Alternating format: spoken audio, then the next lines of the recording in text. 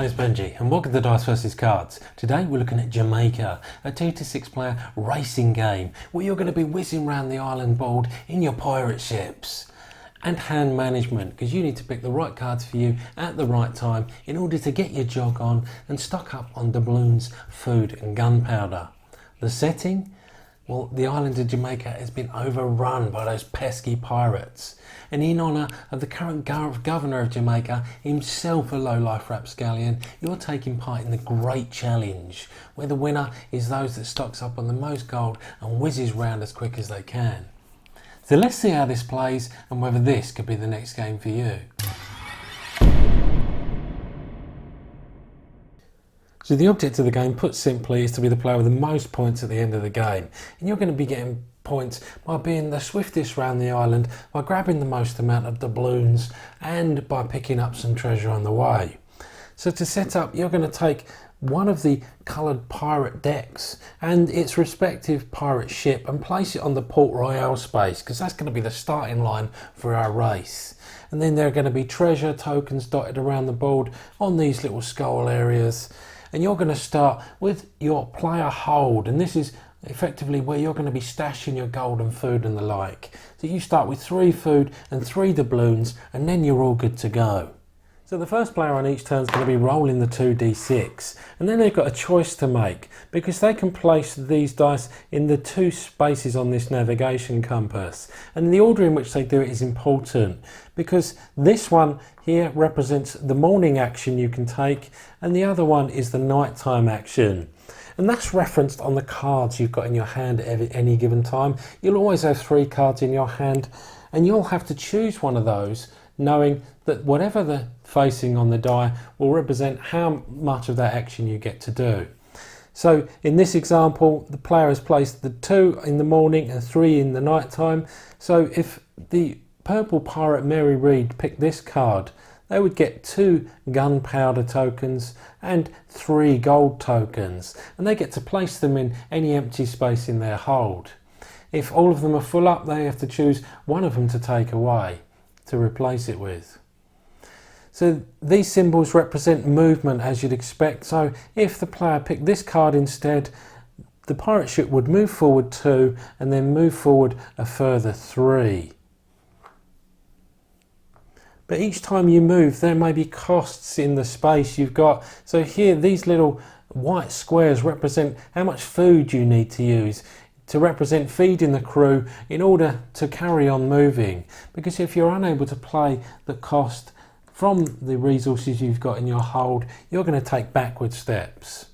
So here, luckily, the player's able to spend that 3 food and then move on the further 3 spaces here to this port space.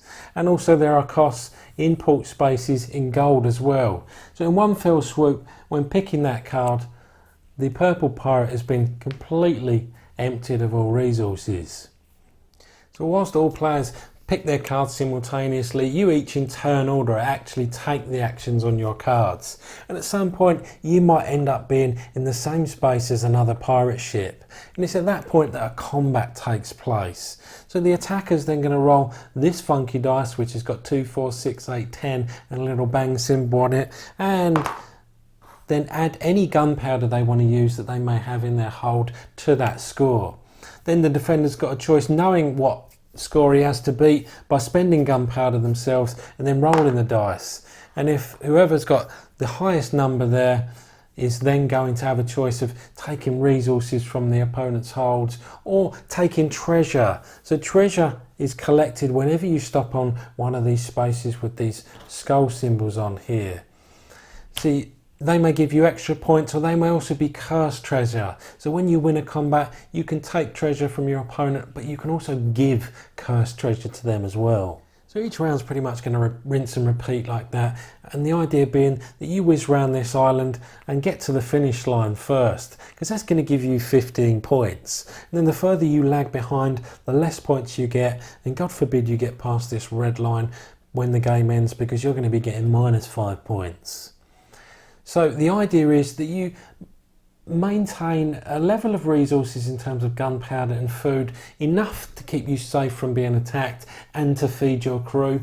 But you'll get more points the more doubloons or gold you have in your holds at the end of the game. So it really is managing that's going to mean the difference between success and failure. Also, these treasure cards that you'll pick up whenever you stop on these treasure tokens may give you bonus points, but make sure you don't hold on to those cursed treasures, because they'll generally get you a negative modifier at the end. So that's how this game plays. What did I think of it?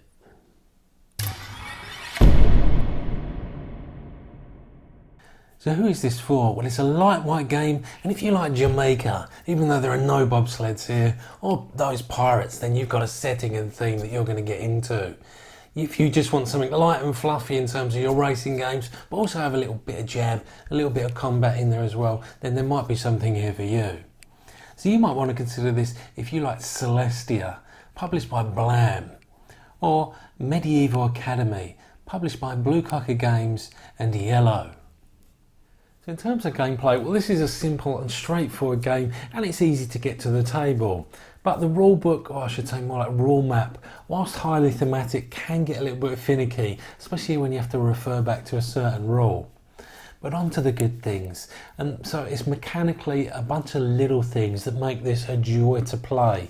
And the first thing that springs to mind is in the movement. So when you've got a dice rolling movement game, how many times have you gone, I need a 5, I need a 3, and you never get exactly what you want? Well, Jamaica does a fantastic job of mitigating some of that luck with the dice rolling, because you've always got 2 actions on your cards, the day or the night cycle, and you've got a bunch of cards to choose from generally. So you're always going to be able to mitigate that and almost guarantee that you'll get at least one of those actions as one that you really wanted to happen, and the other one might be a little bit meh, but most of that bad luck is mitigated through the choices you can make. I also like the way they blended that movement and resource management in, so you've always got to keep things just so, you always need enough food to feed your crew. You obviously want gold, because that's one of the primary way to win the game, and you need to be shoring up your defences with enough gunpowder if you're unlucky to be attacked.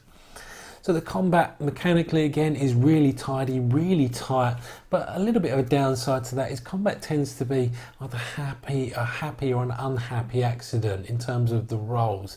You rarely intentionally go to attack someone, so depending on being the winner or a loser can be a real annoying and grindy or grating experience.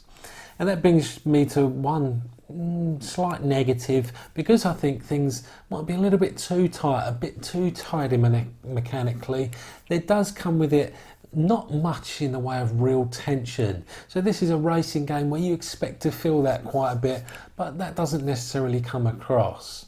So absolute thumbs up mechanically, but a little bit meh in terms of whether it hits me in the feels or not. But there's no such meh when we talk about the look and feel and theme of the game, because this is almost perfectly produced.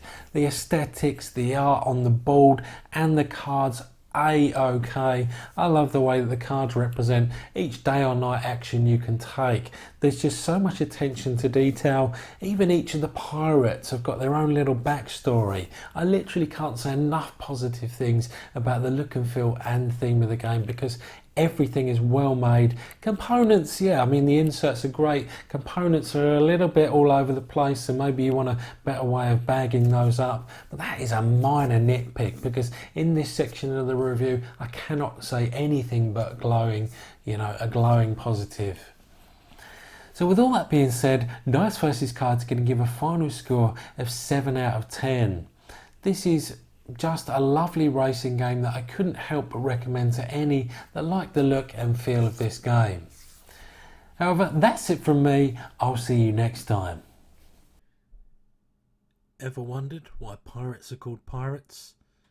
Because they just are. Get out.